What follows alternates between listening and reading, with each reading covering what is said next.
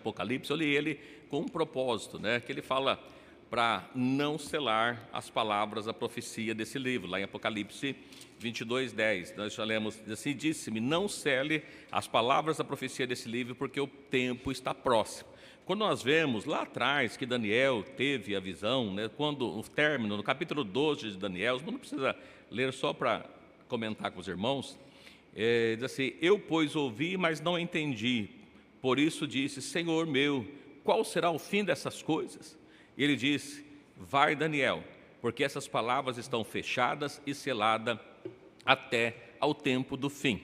E aqui nós encontramos, irmãos, duas referências. Lá atrás, quando Deus mostra várias coisas a respeito do tempo do fim para o profeta Daniel, e ele não entendeu tudo, não compreendeu tudo, e nós percebemos, inclusive, que quando ele orava para que pudesse entender as coisas, a Bíblia fala que houve ali batalha espiritual, que o anjo saiu com a resposta no primeiro dia que ele pôs o seu coração a estudar a palavra de Deus, as profecias bíblicas, mas que houve batalha espiritual e foi impedido, e só depois de 3 semanas, de 21 dias, é que a resposta chegou para ele. Isso nos faz compreender que toda vez que nós desejamos estudar a palavra de Deus, existe uma batalha espiritual, né? Então não é fácil estudar a palavra de Deus, porque é difícil, precisa de tempo, precisa de paciência, às vezes dá sono, né? Por isso a gente deixa que os irmãos leiam, para que os irmãos não fiquem com sono também. Mas ali, então ele ouve, mas ele desejava entender, e chegou um tempo, algumas coisas que ele não compreendeu, Deus dizendo para ele assim: olha, não, fecha essas profecias, ela vai ficar selada até o tempo do fim, porque não é para agora ainda, não se preocupa com isso. Mas depois nós vemos que quando Deus dá a revelação, e não só através de João, do apóstolo João, que estava na ilha de Patmos, mas ele foi dado também para o apóstolo Paulo nas suas cartas, né, de 1 Coríntios, Tessalonicenses, falando de Gálatas, falando aos Hebreus, várias coisas para nós entendermos e compreendermos. Agora para João ele disse: olha, não celes, não feche essa palavra, porque o tempo está próximo. Então nós precisamos ler, entender, compreender a palavra do Senhor Jesus. Mas é difícil, porque quantas vezes as pessoas leem e dizem assim: mas eu não compreendo o livro de Apocalipse porque ele é muito difícil, né? Mas aí por um outro lado a gente olha e vê assim: Apocalipse significa, qual que é o significado da palavra Apocalipse? Revelação.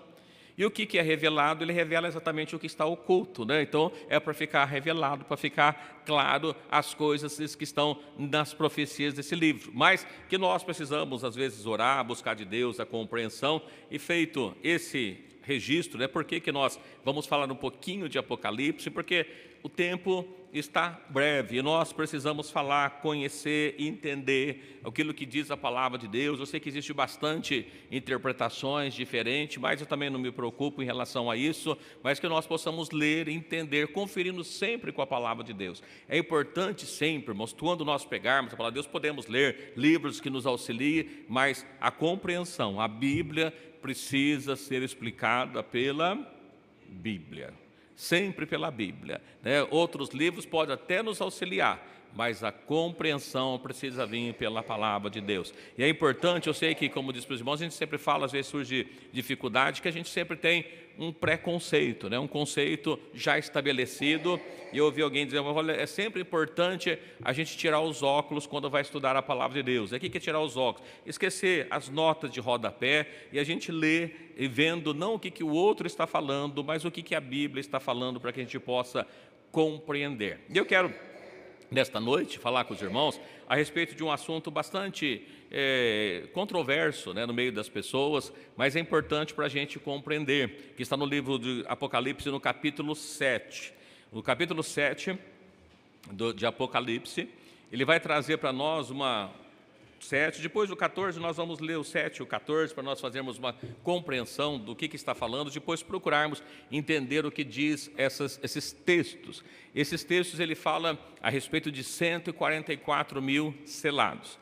E o nosso objetivo nesta noite é dizer: olha, esse número, 144 mil, eles são só das tribos de Israel, ou existe outros fora da tribo de Israel aqui? Segundo, esse número, ele é literal ou é um número figurativo? E o que ele representa se for figurativo? Então a gente entender esses selados, quando que eles são selados? É só no período do fim do Apocalipse ou já existe selamento antes do Apocalipse? O número 144.000, ele só existe no livro de Apocalipse ou ele está presente em outras partes da Bíblia e às vezes a gente não percebe, né? E é isso que nós vamos estar falando nessa noite a esse respeito. E aqui, então, a gente lê os dois textos, né, de Apocalipse 7 e depois também de Apocalipse 14, para a gente ter uma compreensão. São dois momentos distintos que está tratando esses textos, né? Livro de Apocalipse, no capítulo 7, versículo 1, a gente vai ler do 1 ao 8, né? Porque depois ali do 9 para frente, já vai tratando da visão dos mártires. A gente não vai entrar nesse tema hoje para a gente não fugir muito dele. E como são 8 versículos, eu vou ler um e pedir que os irmãos nos ajudem na leitura. E aí os irmãos não cansam de ouvir e ajuda-nos a voz aguentar também, tá bom? Livro de Apocalipse, capítulo 7, diz assim: e depois dessas coisas, eu vi 4 anjos que estavam sobre os 4 cantos da terra, retendo os 4 ventos da terra, para que nenhum vento soprasse sobre a terra, nem sobre o mar, nem contra árvore alguma. Viu o anjo subir do lado do sol nascente, e que tinha o selo do Deus vivo, e clamou com grande voz aos 4 anjos, que fora dado o poder de danificar a terra e o mar, dizendo: não danifiqueis a terra, nem o mar, nem as árvores, até que hajam selado nas suas testas os servos do nosso Deus. E ouvi o número dos assinalados, e eram 144.000 assinalados, de todas as tribos dos filhos de Israel. A tribo de Judá havia 12.000 assinalados, a tribo de Rubens 12.000, a tribo de Gad 12.000. Verso 6. A tribo de Ásia, 12.000 assinalados, da tribo de Naftali, 12.000 assinalados, da tribo de Manassés, 12.000 assinalados. Da tribo de Simeão, 12.000 selados. Da tribo de selados. Da tribo de Issacar, 12.000 selados. Da tribo de Zebulon, 12.000 selados. Da tribo de José, 12.000 selados. Da tribo de Benjamim, 12.000 selados. Muito bem. O que nós encontramos aqui? Aqui tem uma visão, uma profecia, né, que é dado a visão dos mártires, que havia ali 4 anjos que estavam retendo os 4 ventos da terra para que a terra não fosse destruída, né, diz assim, até que fosse assinalados, né, não, versículo 3, não danifique a terra, nem o mar, nem as árvores, até que hajamos assinalados nas testas os servos de Deus. Então nós vemos aqui que havia uma marca que estava colocando ou que estão sendo colocada nos servos de Deus. É sempre bom a gente perceber no livro de Apocalipse especialmente, mas não só no livro de Apocalipse, sempre existe Deus fazendo alguma coisa e o diabo copiando, fazendo aquilo que está fazendo. Lembram os irmãos que lá quando o povo estava no Egito, que Deus realiza milagres, sinais, prodígios, o diabo vai copiando até determinado ponto também. Aqui no livro de Apocalipse nós encontramos que existe pessoas, os servos de Deus passam a ser assinalados nas suas testas. E nós vamos encontrar no livro de Apocalipse que a besta vai fazer também a mesma coisa, vai fazer uma marca nos seus servos. Assim como Deus faz um sinal, a besta faz um outro sinal, copiando os servos de Deus. Mas e a gente perceber primeiro se isso é literal, vai ter colocado uma marca nos servos de Deus, será que é isso? Esse é o selo de Deus? E mais, ele está dizendo que aqui, que o número dos assinalados era de 144.000, de todas as tribos dos filhos de Israel. E aí ele vai dizendo, começa por Judá, não sei, creio que todos os irmãos já sabem, né? Houve uma divisão das tribos, as tribos do norte, que era composta por 10 tribos, e as tribos do sul, que era composta por 2 tribos. As tribos do sul é composta por 2 tribos. Não lembra o nome delas? Judá e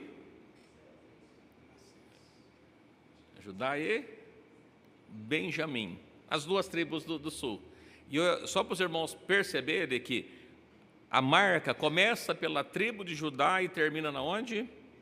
na tribo de Benjamim, ou seja, ela passa por todas as tribos, começando da tribo do sul e volta para a tribo do sul, né? Mas um outro dado importante é que nós encontramos aí que ele entra duas tribos que não estão ou que não tiveram terras ali, que não foram dadas para eles herança. A tribo de Levi, ela nunca é contada para a nação como tribos que possuía terras, não tem a tribo de Levi. E aqui também nós vemos que tem ela e entra uma outra tribo, que os irmãos não sei se leram aí, que é uma tribo de José, né? Não tem uma tribo de José quando foi feita a distribuição, porque não foi dado para José, e sim para os seus dois filhos, que é Efraim e Manassés. Entretanto, aqui nós percebemos que existe a tribo de Manassés e a tribo de José, que são a mesma tribo, na verdade. Então, um ponto para a gente observar. Segundo ponto, estão faltando aí duas tribos então, porque se entrou a tribo de Levi e entrou a tribo de Efraim, precisa sair duas tribos para que possa compor esse número, né? E aí, quais tribos estão faltando aqui então?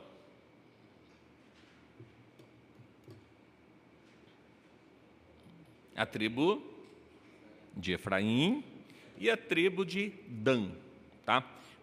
Porque a gente vai falar daqui a pouquinho por que estão falando, mas só para os irmãos verem que, primeiro, é uma leitura que nós vemos aqui de figuras, né? Então, para a gente perceber que está já uma leitura figurada, não está exatamente falando de todas as tribos físicas de Israel, até porque as tribos de Israel que foram dispersas, né, acabaram, não sobrou mais, e ali nós vemos que a tribo de José, que ela é composta por Efraim e Manassés, né, elas fazem parte da mesma tribo. Mas a gente vai falar disso daqui a pouquinho, só para os irmãos pensarem um pouquinho. Esse momento aqui é que eles estão falando que não deveria ser danificado nada, ou seja, antes da ascensão do anticristo, antes até mesmo, evidentemente, do arrebatamento da igreja. Então, estão sendo assinalados os servos de Deus antes do arrebatamento da igreja. Bom, quando nós vamos para o livro de Apocalipse, no capítulo 14, nós vamos ver uma menção também desses mesmos 144 mil. Entretanto, eles estão em outro lugar agora, né? Agora já é o momento para depois do arrebatamento da igreja, né? Vamos ler aqui com os irmãos o livro de Apocalipse, capítulo 14, do versículo 1 até o 5. Quem são esses 144 mil? Nós vamos ler do 1 ao 5. E olhei, e eis que estava o cordeiro sobre o monte Sião, e com ele 144 mil, que em suas testas tinham escrito o nome de seu pai. Eu vi uma voz do céu, uma voz de muitas águas, com a voz do céu, e ouvi uma voz de arpistas que tocavam as suas armas. E cantavam um cântico novo diante do trono e diante dos 4 animais e dos anciãos, e ninguém podia aprender aquele cântico, senão os 144 mil que foram comprados da terra.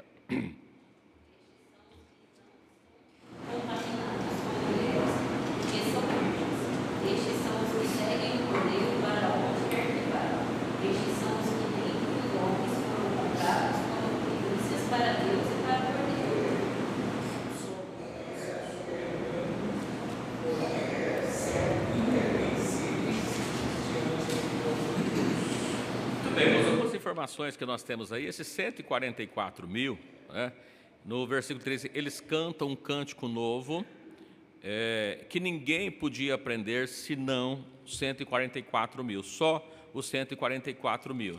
Depois, irmãos, fica uma leitura para casa, irmãos vão perceber no capítulo 15, né, que tem ali outros cantando esse mesmo cântico. Mas, além dessa informação, nós vemos aqui que ninguém podia aprender senão 144 mil. E esses 144 mil, tem uma informação que eles foram comprados da terra. Esses 144 mil não se contaminaram com mulheres, porque são virgens. Esses 144 mil seguem o cordeiro para onde ele quer que vai. Esses 144 mil são comprados como primícias. Esses 144 mil são irrepreensíveis, são as características dos 144 mil que nós vamos estar falando na sequência. Quem são esses 144 mil? Esses 144 mil, só uma informação que nós falamos com os irmãos há poucos dias atrás a respeito do Monte Sinai e do Monte Sião. Os irmãos lembram que nós lemos o texto?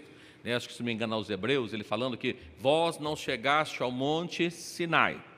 O Monte Sinai representando a velha aliança, né? O Monte Sinai representando a lei onde foi dada para Moisés. Mas nós chegamos a que monte? Ao Monte Sião.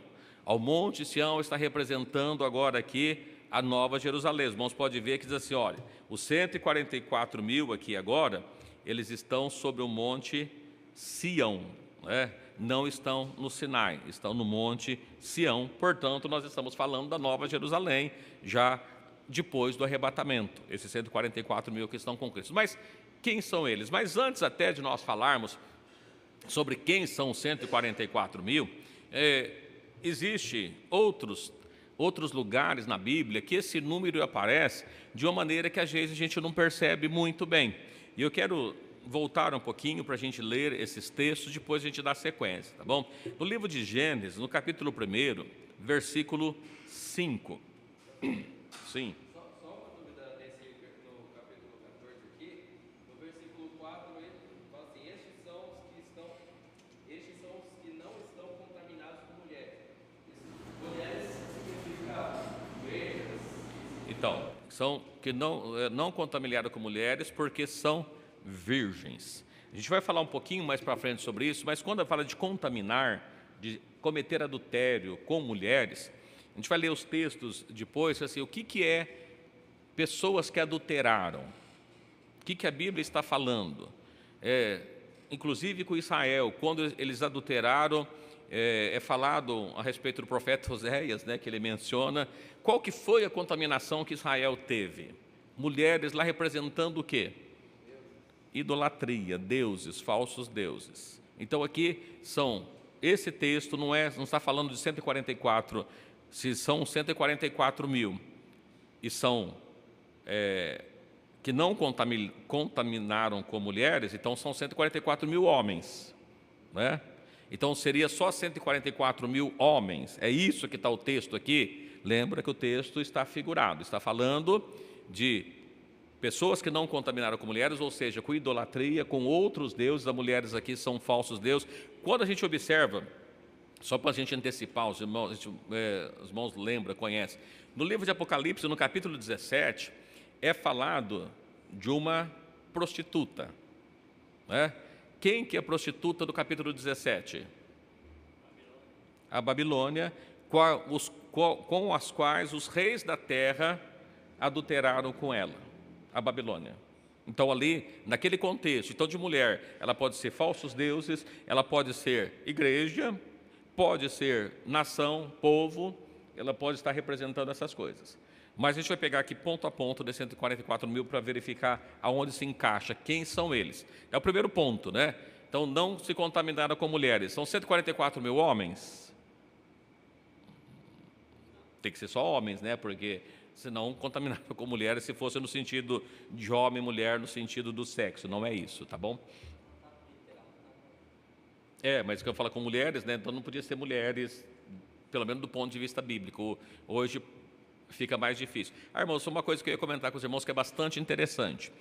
A Bíblia sempre manda para nós, olha, quando ele diz assim, que a volta do Senhor é como nos dias de Noé, que o povo casava e dava-se em casamento e não perceberam até que veio o dilúvio, né? A volta de Cristo, ele está falando, é a mesma coisa, que eles não perceberam, né? O que vai acontecer na volta de Cristo? As pessoas vão estar desapercebidas. Uma das coisas que Jesus diz é assim, olhai para a figueira, né? Então, não sei se os irmãos têm olhado para a figueira. Os irmãos sabem o que significa figueira na Bíblia? É uma nação de Israel. Então, assim, Jesus lá atrás já disse assim, olha para Israel.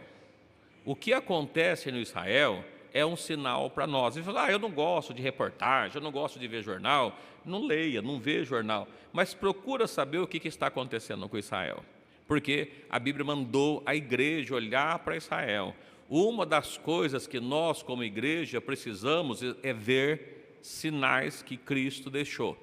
Quando a gente olha, é que eu vou lembrando aqui só para não esquecer, né? Quando a gente olha para o livro de Mateus, capítulo 24, perguntaram para Jesus, quando Jesus falou, olha, mostraram para ele a estrutura do templo, assim, não vai ficar aqui pedra sobre pedra que não seja derribada. E eles assim, depois seus discípulos perguntaram para ele em particular, Senhor, quando que será isso? Isso o quê? A destruição do templo, né? E os sinais da tua vinda e do fim do mundo. E aí Jesus começa a falar a destruição do templo, sinais da vinda, sinais do fim do mundo. Então, todos aqueles sinais que eles deixou, é para a gente olhar para ele para ver o que está acontecendo. Então, por isso que a Bíblia diz assim, errais não conhecendo as Escrituras e nem o poder de Deus. Eu preciso conhecer o que ele mandou eu olhar. Eu costumo dizer para os irmãos, né, que uma placa de sinalização, ele precisa estar antes ou depois daquilo que ela está sinalizando? Antes. O senhor imagina que você está descendo uma rua e não está dizendo que é você parar e você pensa que a preferência é sua, chega lá, você bate, mas do outro lado da rua tem a placa de pare. Não vai adiantar nada, já passou, né? Então, quando tem uma placa de sinalização, o sinal está antes. Quando nós vamos atravessar uma rua, tem o semáforo, um sinal luminoso, ele está mostrando para nós antes de nós atravessarmos a rua, depois não adianta mais. Então, os sinais da vinda de Jesus, ele está mostrando coisas antes da vinda de Jesus. Então, é isso que a gente precisa olhar. E é lógico que perguntar a respeito do fim do mundo, Jesus também informa ali. Mas, dando sequência, então o número 144, ele já está presente na Bíblia, de forma que nós às vezes não percebemos. Vamos ver um texto que nós falamos lá, Gênesis capítulo 1, versículo 5.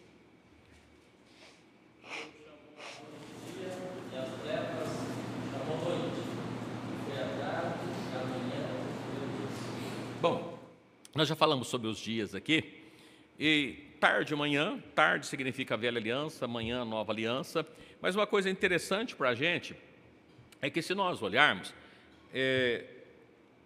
dividirmos o dia entre tarde e manhã, nós temos quantas horas correspondendo a cada período? 12 do dia e 12 da noite. Se os irmãos fizerem uma continha rápida, 12 vezes 12, os irmãos vão achar quanto? 144. Vai ser coincidência, né? Talvez seja. Será que a Bíblia ela tem coincidência? Lembra que quando nós estávamos falando com os irmãos a respeito do Velho Testamento, Isaías, se não me engano, 42, 6 ou 10, ele diz assim que ele anuncia o fim desde o começo, desde o princípio, né? Então as coisas estão lá. No Salmos 90, lê alguém para mim, Salmos 90, capítulo 4.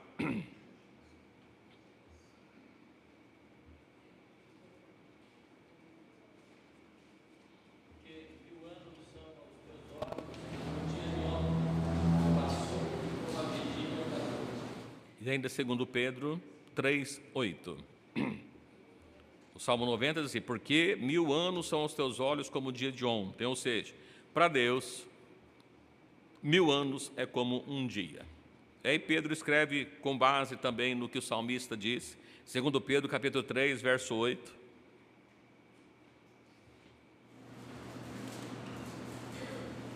Mas, amados, não ignoreis uma coisa, que um dia para o Senhor é como 1000 anos, e 1000 anos como um dia. Muito bem. Se um dia para o Senhor é como um ano, e um ano como um dia, mil anos como um dia, né? Um dia como 1000 anos e 1000 anos como um dia. Nós pegamos um dia, nós encontramos esse número de 144 horas. Nós vamos pegar, eles são por 1000, nós encontramos então 144 mil, né? É o número que a gente tem aqui, embora não esteja escrito. Ainda no livro de Êxodo, capítulo 20, verso 11, vamos lembrando que sempre na Bíblia nunca existe coincidência, tá? Deus deixou para nós as coisas que precisam ser pesquisadas, lidas, compreendidas. Por isso que se errais, não conhecendo as Escrituras e nem o poder de Deus. Êxodo 20, 11.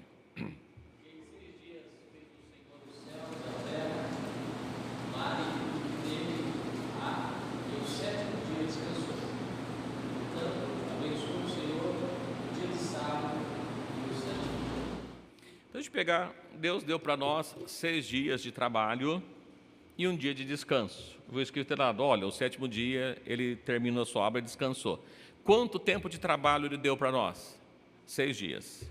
Se nós pegarmos esses 6 dias, eu estou falando de número simbólico, por isso que o 144 mil é simbólico, 6 dias, quantas horas tem no dia? 24.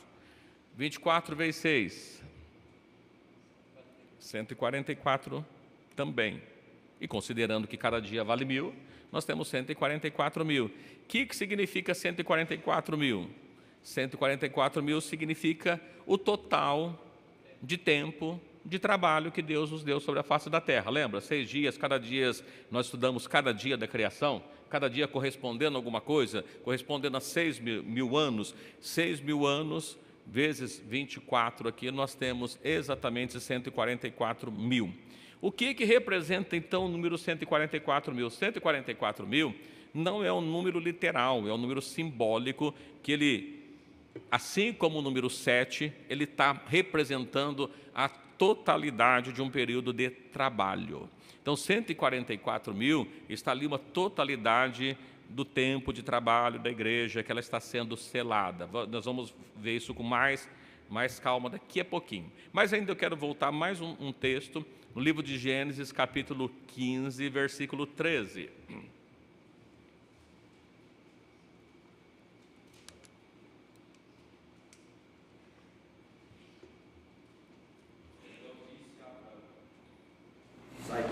Saibas de certo que peregrinas será a tua descendência em terra alheia, será reduzida à escravidão e será afligida por 400 anos.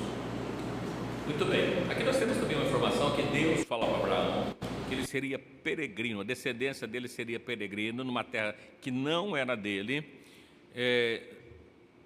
serviria e seria afligido por 400 anos. Ainda que a gente vai pegar o tempo, né, desde Canaã, na verdade, que ele saiu peregrinando até o tempo da escravidão, quando ele sai ali do Egito, nós vamos encontrar esse período de 400 anos. 400 anos, ele está representando o quê? Peregrinação com servidão e aflição. O que representa isso? Se nós pegarmos 400 anos e nós multiplicarmos pelo ano profético, o ano profético não é 365 e nem 366, é sempre meses de 30 dias, então nós vamos ter 360. Tá? Se nós pegarmos 400 vezes 360, que número os irmãos acham que dá?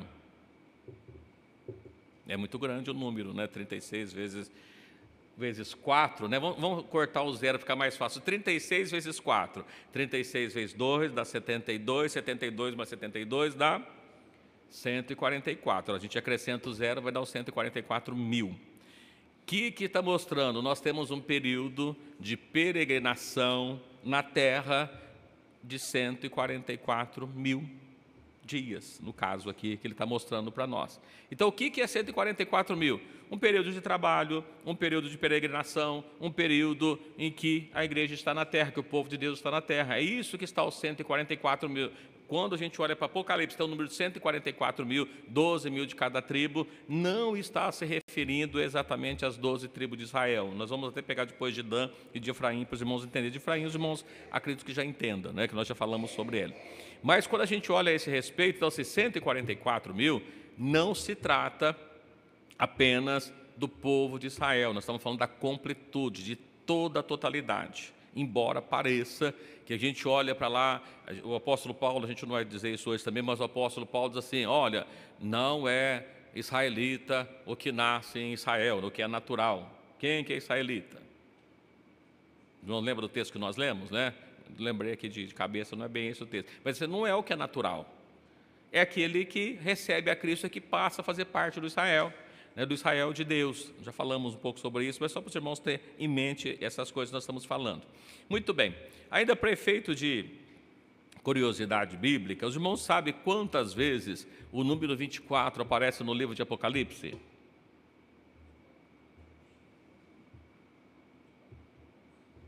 Não? Tem alguma ideia? Aparece 6 vezes. Irmãos, pode contar depois. Meus irmãos chegam em casa, pega o livro de Apocalipse, leia todo ele e vai sinalizando onde está falando 24. Mas eu vou dizer para os irmãos onde está escrito. Os irmãos marca esse, depois pode procurar ver se eu não pulei nenhum, tá bom? Livro de Apocalipse, capítulo 4, versículo 4.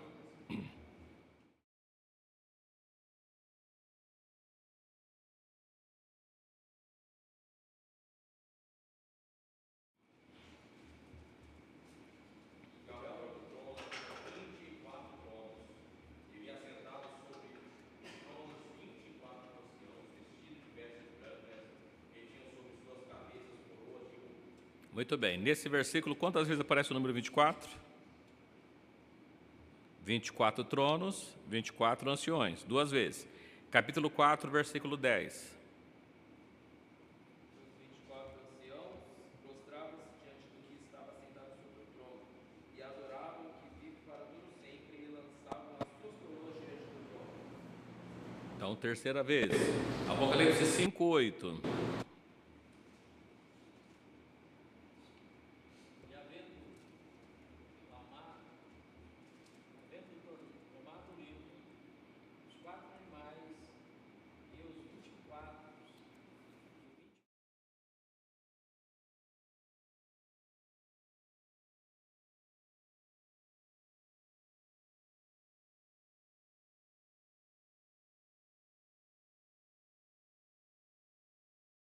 Para mais outros textos. Apocalipse 11, versículo 16.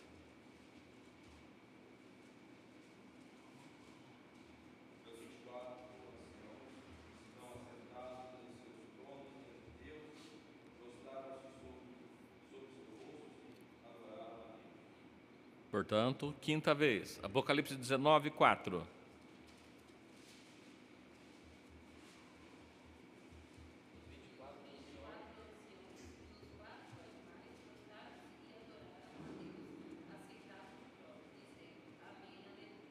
Muito bem, então nós vemos aqui, existe, ainda que está citando de novo os 24 anciões, mas os 24 tronos só cita lá no começo. Então nós temos aqui no livro de Apocalipse, os irmãos podem procurar, conferir nas suas Bíblias, independente da sua versão, vai encontrar o número 24 6 vezes. Nós pegar 6 vezes 24, ou 24 vezes 6, 144. Estou mostrando para os irmãos que já existe ali, ainda existe que não está muito claro. Livro de Apocalipse, capítulo 21, versos 12 até o 14.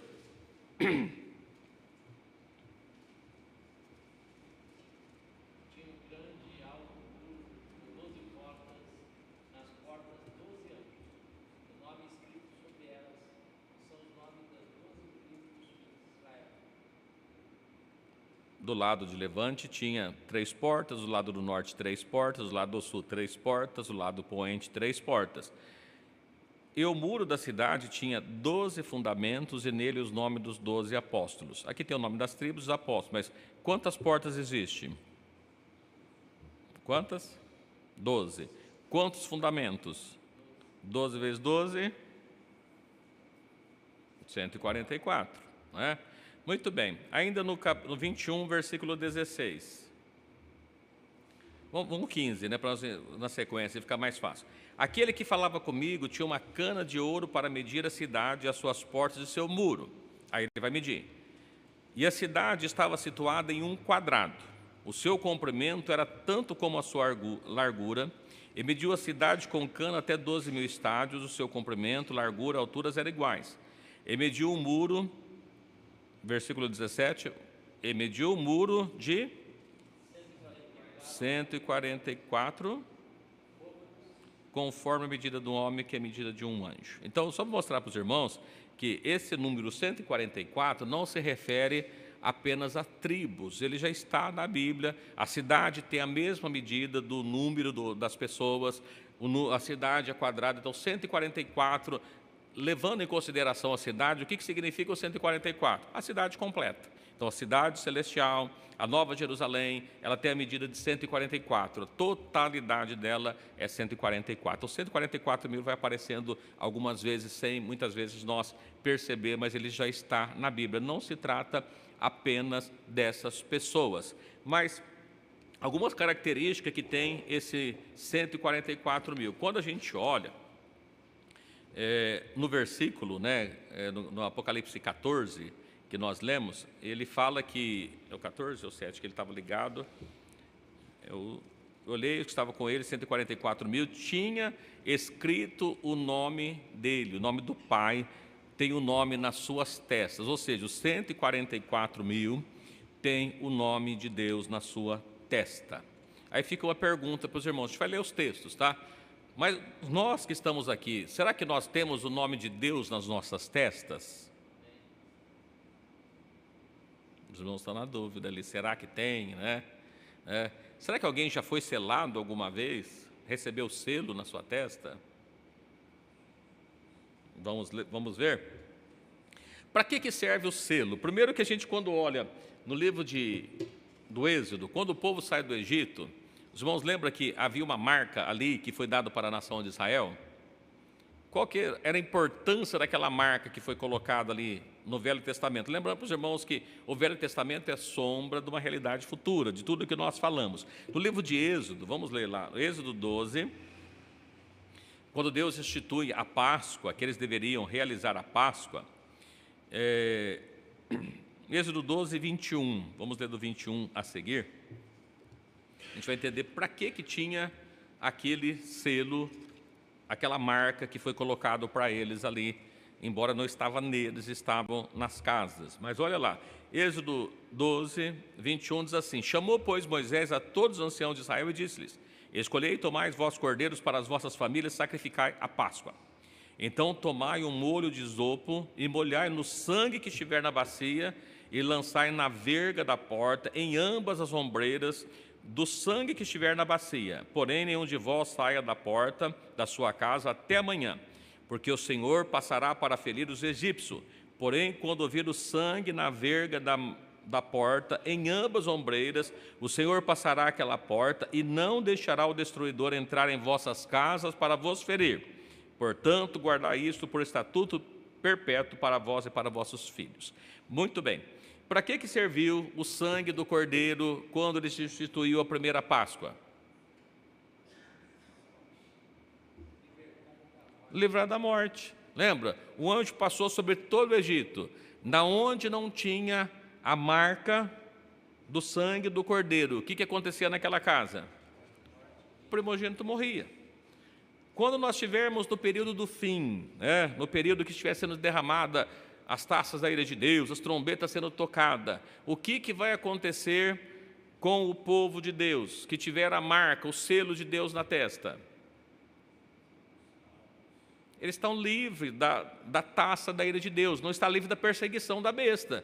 Mas quando as trombetas estiver sendo lançadas, que estiver ferindo as nações, estiver ferindo inclusive aqueles que têm a marca da besta, deixa eu ter até um texto que eu marquei aqui, que aqueles que não tiveram o selo de Deus, eles não receberam o selo de Deus, eles vão ser atormentados por um período ali. Mas aqueles que têm a marca de Deus na sua vida, ele vai estar livre do derramamento das pragas de Deus, evidentemente, não da perseguição da besta. Então, a gente olha a figura lá atrás. Quando passou o anjo destruindo ali, as pragas de Deus eram derramadas no Egito, todas as casas que tinham a marca do sangue de Cristo ali, do sangue do Cordeiro, melhor, aquela casa estava livre da destruição, estava livre da praga.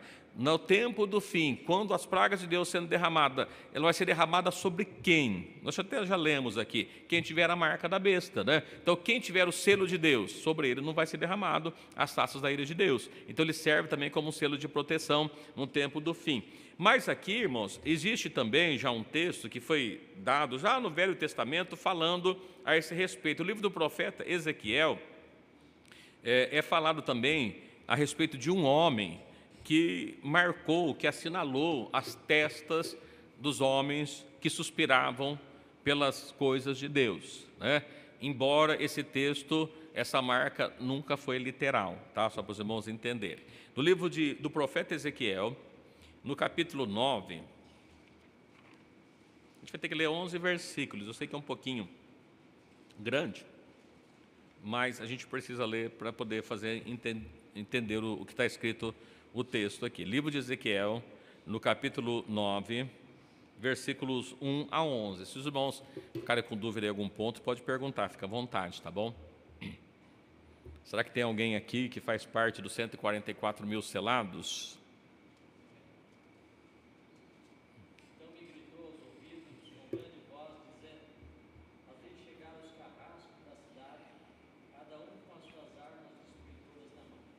Eis que vinham 6 homens a caminho da porta superior, de olha para o norte, e cada um com sua arma destruidora na mão, e entre eles um homem vestido de linho, com um tinteiro de escrivão à sua cintura. Entraram e se puseram junto ao altar de bronze. E agora Deus de Israel se levantou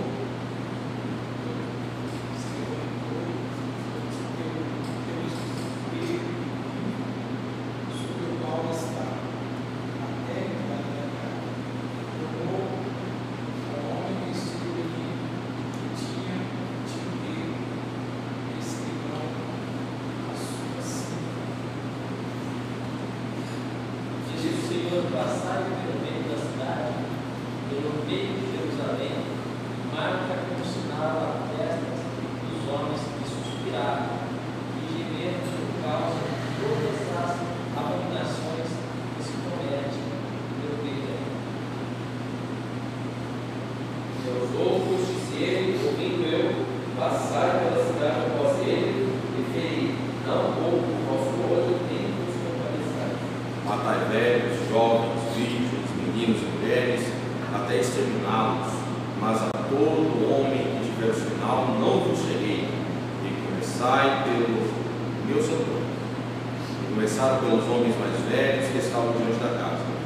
E disse: contaminai a casa e enchei os átrios de mortos. E saíram e feriram na cidade. Deu pois cabelo nesse período e correu sozinho. Caí sobre a minha face e também disse: ah, Senhor Jeová, dar-se acaso que destrua todo o restante de Israel, derramando a indignação sobre Jerusalém?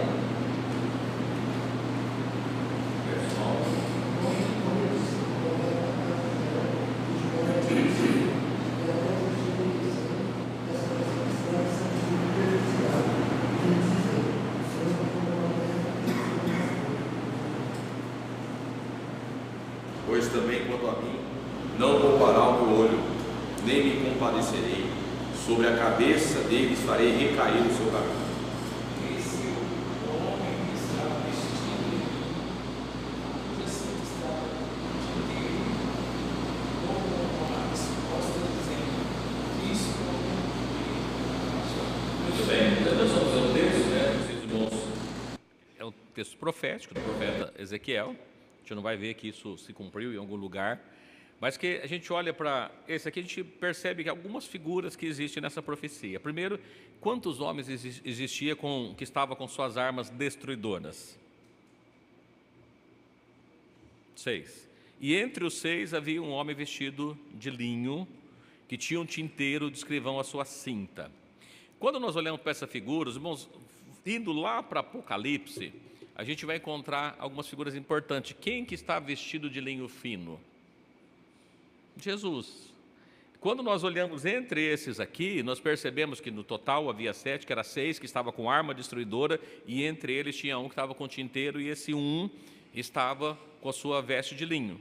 Este que estava com a veste de linho é que saiu fazendo a marca sobre os homens. E que homens que eles fizeram as marcas? Assim, foi feita a marca nos homens que suspiram e gemem por causa das abominações que se cometem no meio de Jerusalém.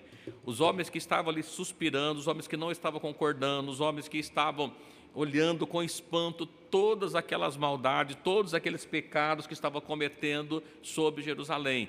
Sobre esses homens, diz aqui que começando pelo santuário, foi assinalado sobre as testas desses homens. E dizendo-se que todos aqueles homens que não tivessem a marca do selo seriam mortos. E ainda ele diz assim, olha, mas não vai sobrar ninguém de Jerusalém, na indagação que ele faz. Ele disse, olha, então me disse, a maldade da casa de Israel e de Judá é grandíssima, né? E a terra encheu de sangue e perversidades. Eles deixaram o Senhor não vê. Então, quando a gente olha para essas figuras aqui, né, e aqui a gente vê lá no final, esse homem que estava vestido de linho, fiz como mandaste, já foi selado todas aquelas pessoas que gemiam, aquelas pessoas que não estavam concordando com as abominações que haviam ali, e aqui juntando voltamente a toda a casa de Israel. Né? Então a gente olha para essa figura aqui e a gente observa o seguinte: o que vai estar acontecendo na época do fim, na época do Apocalipse? Não é a mesma coisa? Quem que está selado? Quem está diferente é quem não concorda com a maldade, quem não concorda com o pecado, com aqueles que purificaram, está vendo inconformado as coisas que estão acontecendo naqueles dias. E a gente olha para cá hoje, irmãos, a igreja da mesma forma. Quem que faz parte da igreja de Deus? Não é aquelas pessoas que estão dentro do templo. Os servos de Deus é aqueles que não concordam com o pecado, que vê toda a frieza e fica preocupada, que clama: Senhor, o que está acontecendo? Senhor, precisa ter uma mudança, e estão buscando para que Deus possa mudar, revestir, renovar, encher ao mesmo tempo. Então, esse período que ele está falando, não está falando para a época exatamente do profeta Ezequiel, até porque muitas das profecias de Ezequiel, de restauração, todas elas são para o tempo do fim, que nós vamos encontrar ali, dizendo das águas purificadoras, água que sai do trono de Deus, é tudo coisas para o tempo do fim. Então a gente observa para cá que quem estava sendo marcado já nessa profecia? Todos aqueles que gemem pelas maldades que estavam acontecendo. O outro assim: não, o Senhor não vê, né? Aqui no versículo nós lemos aqui do 9, assim: olha, o Senhor deixou a terra, o Senhor não vê, o Senhor não está preocupado, a gente pode fazer uma coisinha aqui, não tem problema nenhum. Esses não receberam o selo desse homem que estava vestido de linho e que estava selando as pessoas, né? Então a gente observa aqui, para nós, será que nós recebemos o selo desse homem vestido de linho? Né? Nós estamos meio preocupados assim, em dizer assim: olha, se não recebeu, precisa receber, né? Porque isso é importante para a nossa vida. A gente observa ainda, quero ler para os irmãos, o livro de Apocalipse. Olha o que vai estar acontecendo no livro de Apocalipse, no capítulo 9, vê se o que está escrito aqui no versículo do capítulo de Ezequiel que nós lemos, não está bem parecido com o que estava acontecendo ali. Apocalipse capítulo 9, a gente vai ler do 1 ao 6.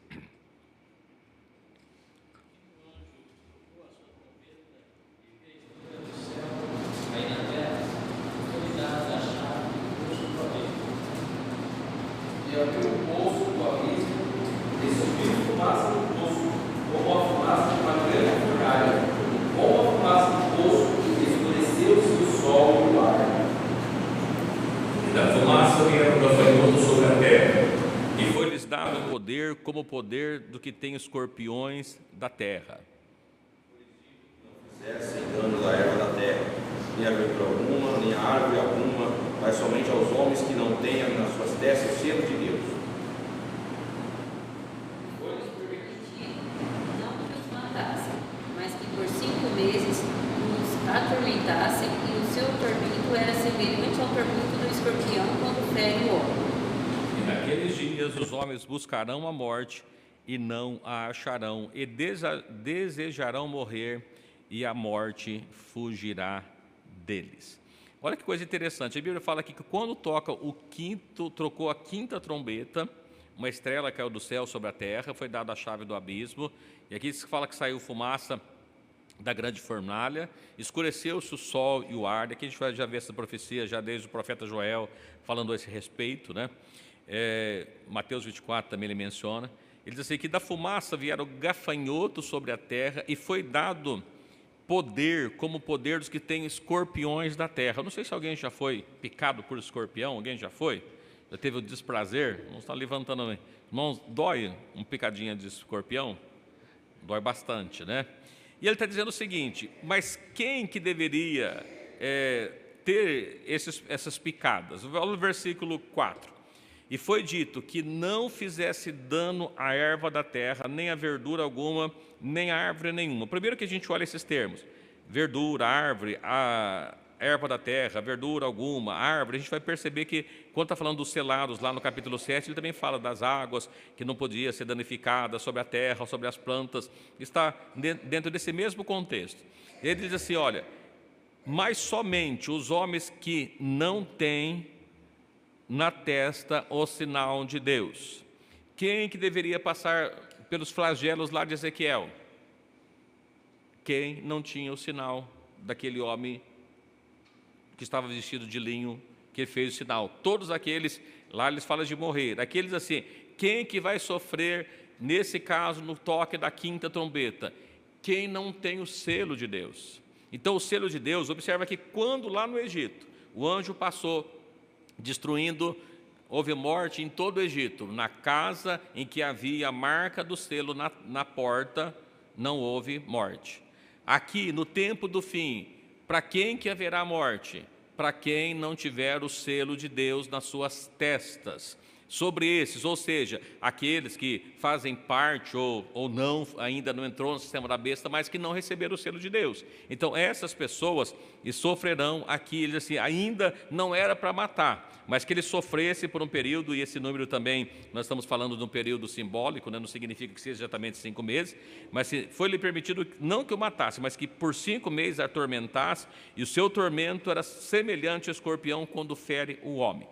E naqueles dias o tormento é tão grande, esses homens que está falando, não está falando do povo de Deus, porque eles não receberam a marca de Deus, buscarão a morte e não acharão, desejarão morrer e a morte fugirá dele. Então, aqui a gente observa que para quem que é isso? É a mesma figura que nós vemos lá do Velho Testamento, aquelas pessoas que havia passado a marca do Cordeiro para nós na nossa vida. Será que nós recebemos a marca do sangue do Cordeiro também na nossa vida? Será que aquele escrivão, aquele homem que estava de linho fino, portanto era um sumo sacerdote, que tinha aquela roupa, assim como está no livro de Apocalipse, assinalando a marca sobre as testas, será que as nossas testas foi assinalada? Então, que ponto importante, eu perguntei para os irmãos acham que aquela marca é só para o tempo do fim? Ou ela já está sendo, ou ela já está acontecendo? Está acontecendo, já está sendo marcado os homens. Veja que só tinha 144 mil marcados, marcados não, selados, que é diferente, né? Recebeu o selo de Deus. E fica a pergunta para nós que estamos aqui também, já recebemos o selo de Deus na nossa vida?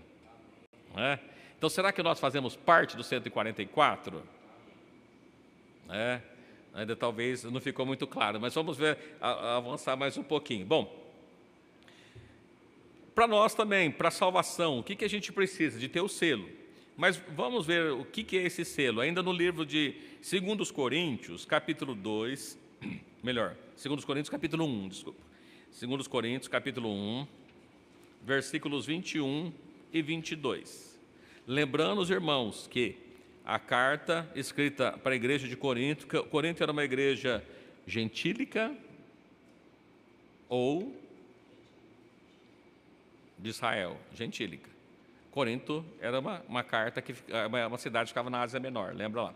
Estava para aquela região ali, uma cidade portuária, longe de Israel.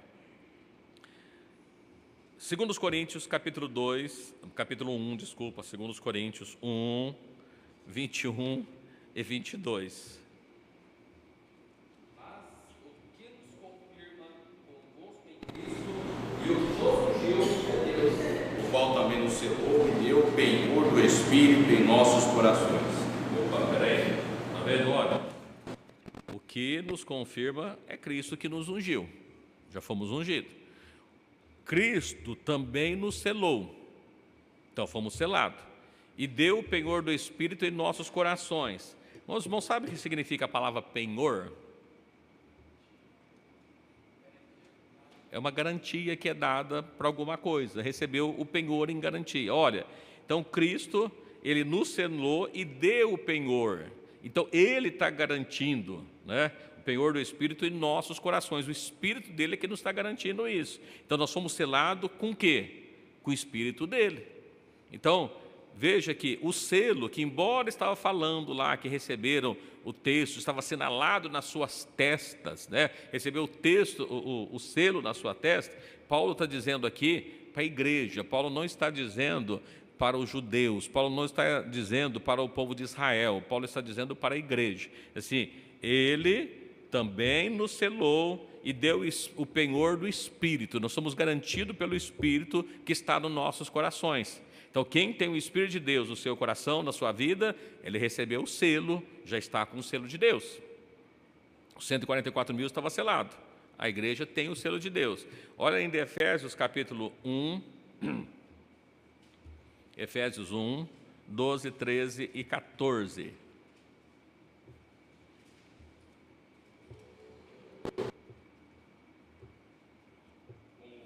Sermos para louvor da sua glória, nós os que primeiro esperamos em Cristo. Em quem também vós estáis, depois que ouvistes a palavra da verdade, o evangelho da vossa salvação, e tendo nele também crido, fostes selados com o Espírito Santo da promessa. Qual o penhor da nossa herança? A redenção da possessão adquirida ao louvor da sua glória. Glorioso, né? Confirme para sermos para a sua glória, para o louvor da glória dele, nós que primeiro esperamos em Cristo. E aí diz assim, em quem também vós estáis? Quem? Em Cristo. Quando que nós passamos a estar em Cristo? Depois que ouvimos a palavra da verdade. O que é a palavra da verdade? O evangelho da salvação. Depois que nós ouvimos o evangelho da verdade, recebemos a palavra da verdade, e aí depois de tudo isso, crendo nele, então não é só a pessoa ouvir o evangelho, tantas pessoas já ouviram o evangelho por aí. O evangelho está sendo pregado, as pessoas, eu já ouvi o evangelho, eu já ouvi a palavra da verdade, então eu também estou selado. Não, depois que você ouviu o evangelho, depois que você ouviu a palavra da verdade e creu nele, olha aqui que ele diz assim, e tendo nele crido, então depois que você crê em Deus, foste selado com o Espírito Santo da promessa. Qual que é esse Espírito Santo da promessa? Lembra a promessa? Ficar em Jerusalém até que do alto seja revestido. Qual que era a promessa? Fique em Jerusalém que você vai ser revestido. Ficaram em Jerusalém, o Espírito Santo desceu. Então esse Espírito Santo que foi prometido veio. Então nós, a igreja, quando cremos nele, passamos agora a ser selado com o Espírito Santo da promessa. Para quê? Porque ele é o penhor da herança. Então, ele que garante a nossa herança, ele estando na nossa vida para a redenção da possessão de Deus, da posse de Deus, para louvor da sua glória. Então, quem que está selado? Quem creu no Evangelho, quem aceitou Cristo, quem entregou a vida para ele, quem agora é uma nova criatura. Se você está em Cristo, nova criatura é, as coisas velhas passou. Então, veja que não tem só 144 mil selados. A igreja recebeu o selo também. Quando que estava sendo selado? Durante o período todo da igreja, durante esses 6.000 anos, desde a nação de Israel, quando eles receberam ali a lei para eles, aqueles que morreram crendo na lei, obedecendo a lei, depois a igreja, quando recebe Cristo, e agora Israel estão inserido nessa mesma aliança, então a igreja também tem o selo, não é só os 144, mas quando a gente olha lá e vê que o nome está relacionado ao nome do Pai, Então nós vemos aqui que tinha escrito nele o nome do Pai, esse selo, a igreja tem o selo, A igreja recebeu o selo na sua vida, e esse selo, quando nós batizamos, recebemos o nome de família, recebemos o nome do Pai. Então, esse selo também, para nós, tem o nome de Deus na nossa vida, Não sei se os irmãos estão conseguindo compreender, Os 144 mil que estão lá, no Monte Sião, ou seja, arrebatados, estão com Cristo. Quem são eles? A igreja está inserida nele também. Ainda o texto, nós lemos 1 até o 14, 12, 13, 14, Efésios 4. Efésios 4, 30. Não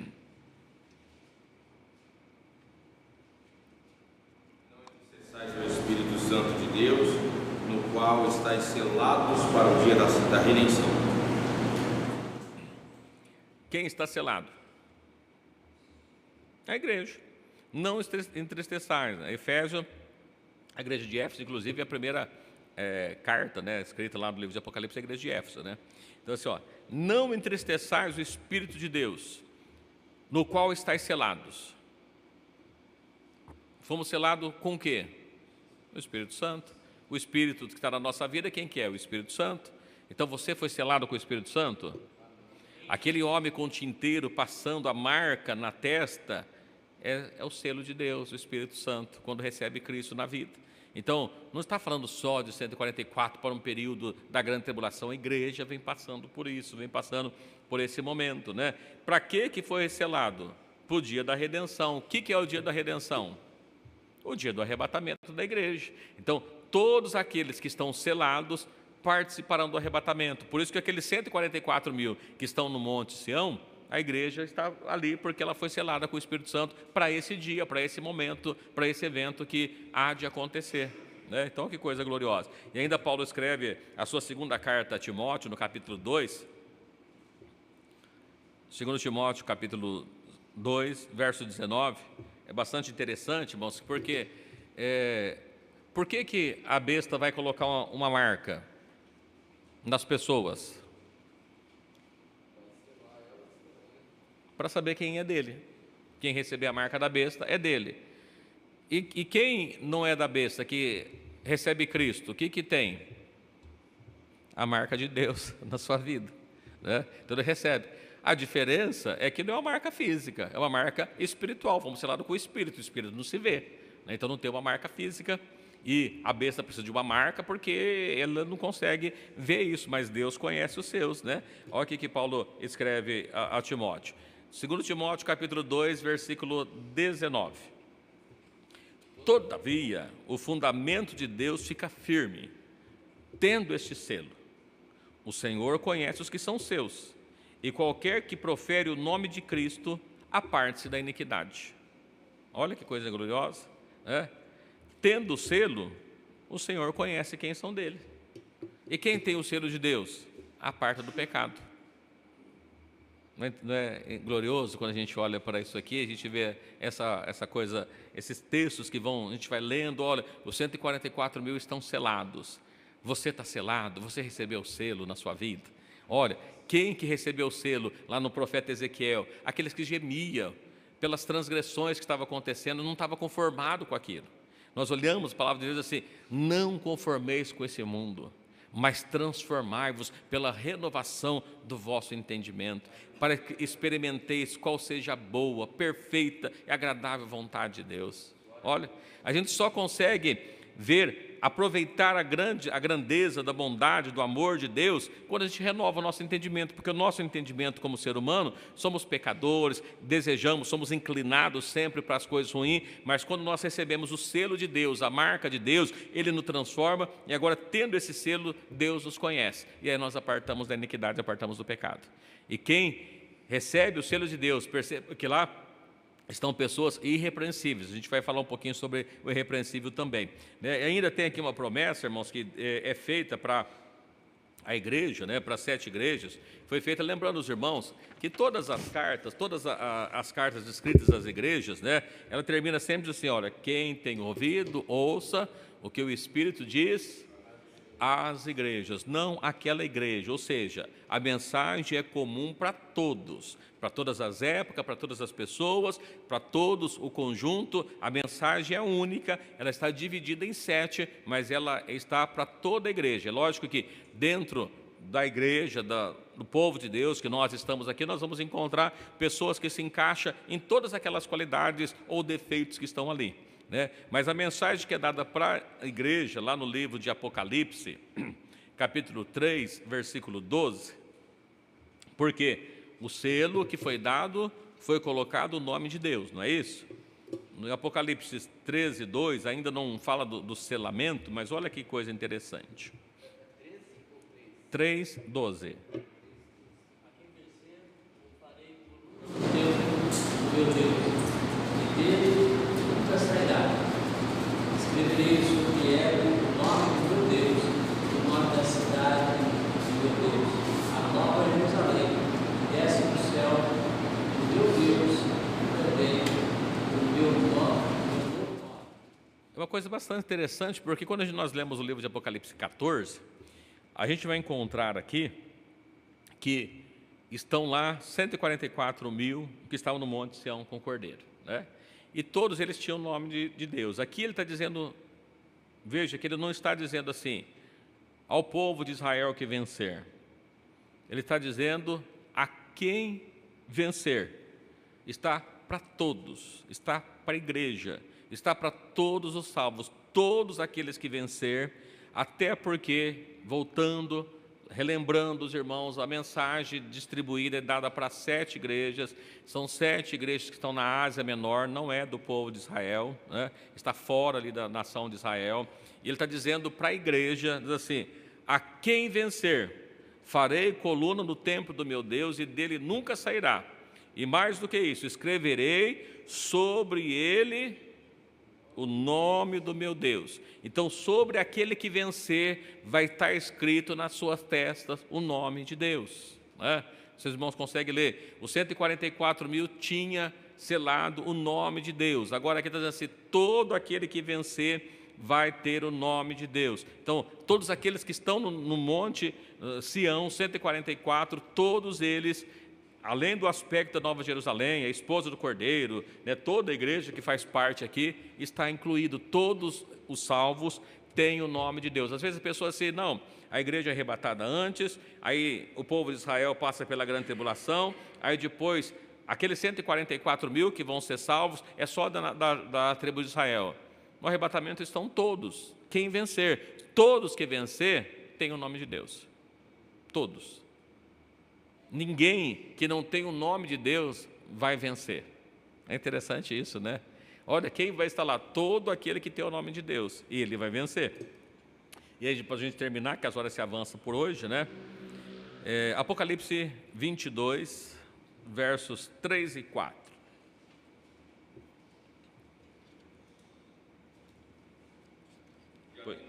Haverá maldição contra alguém, e nela estará o trono de Deus e do Cordeiro, e os seus servos o servirão. E verão o seu rosto, e nas suas testas estará o seu nome. Muito bem, de onde está falando agora no capítulo 22? Do final da Nova Jerusalém, do final de todas as coisas, né? Nunca tem maldição contra alguém, ali está o trono de Deus, o Cordeiro. Quem que serve? Os servos de Deus vão estar servindo. Quem que são os servos de Deus? A igreja. E verão o seu rosto, e nas suas testas estará o seu nome. Toda a igreja tem o nome de Deus escrito nas suas testas. Olha que coisa interessante, né? Você pode olhar para o outro e falar assim: olha, vê o nome aí. Você não vê, mas Deus conhece o que é dele. E ele está vendo o nome escrito ali na sua testa.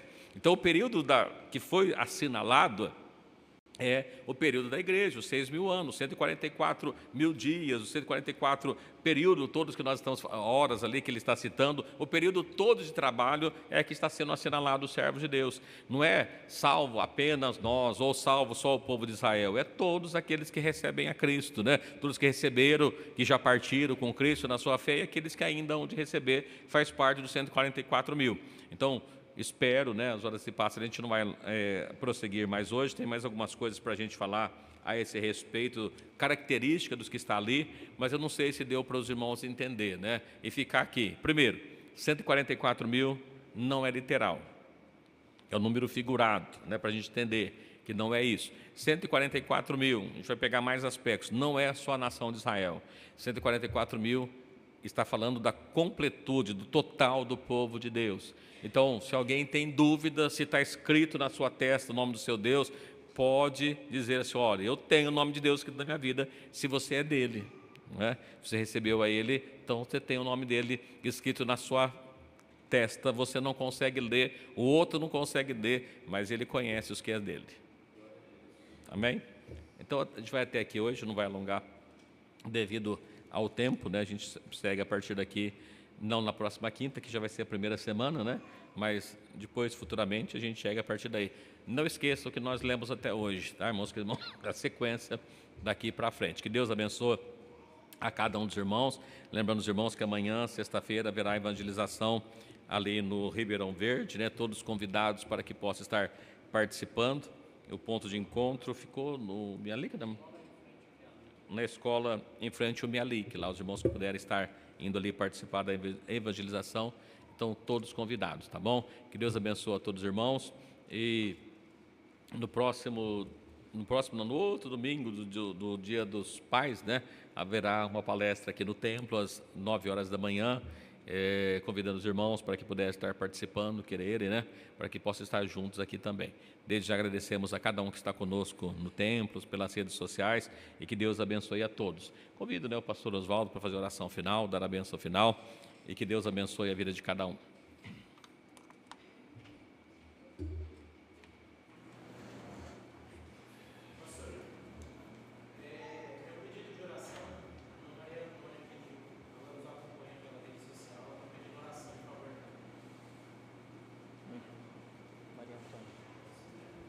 Vamos orarmos pela nossa irmã Maria Antônia, pelo Tiago, né, neto da irmã Maria Costa, pastor Elias, enfim, né, vamos estarmos orando por todos os pedidos que têm sido feitos nesses últimos dias.